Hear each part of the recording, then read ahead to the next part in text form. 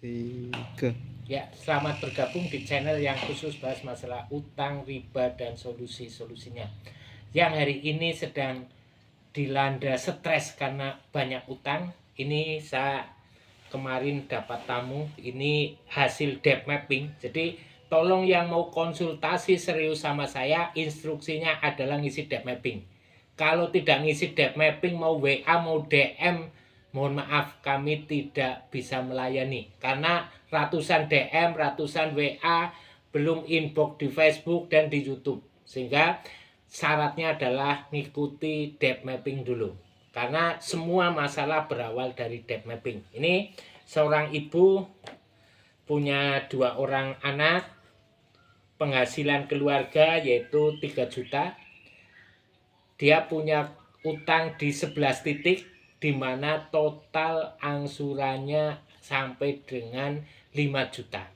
Logikanya sudah nggak masuk. Pendapatan 3 juta, angsuran 5 juta. Belum biaya hidup.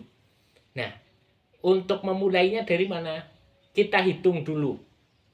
Pendapatan 3 juta itu untuk biaya hidup satu keluarga, untuk biaya hidup makan, transportasi suami ke tempat kerja, makan suami di tempat kerja, terus anak sekolah, itu setiap bulan itu berapa?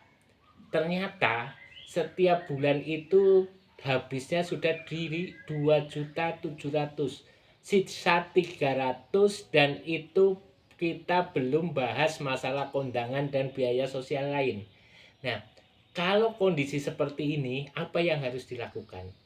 Nah, kalau memaksakan semua angsuran itu lancar, maka setiap bulan akan tambah utang 3 juta lebih. Ini kalau setiap bulan memaksakan lancar. Sehingga mau tidak mau di proses ini yang pertama adalah kita fokus naikkan pendapatan. Nah, naikkan pendapatannya dari mana? Mungkin mencari pendapatan tambahan. Yang kedua, coba dicek biaya-biaya hidupnya. Mana yang masih bisa dikurangi, mana yang masih tetap, mana yang masih bisa dikurangi. Nah, nanti ada selisih. Sisa pendapatan ini mulailah lunasi satu persatu dari yang terkecil. Ini agak hati-hati karena banyak orang ngomong bisa ngajari nggak bayar, padahal enggak. Jadi lunasi satu persatu dari yang terkecil. Karena kita fokus lunasi satu persatu dari yang terkecil, imbasnya adalah utang-utang yang besar sementara ditangguhkan. Jadi bukan dimacetkan, ditangguhkan dulu, fokus pelunasan dari yang terkecil.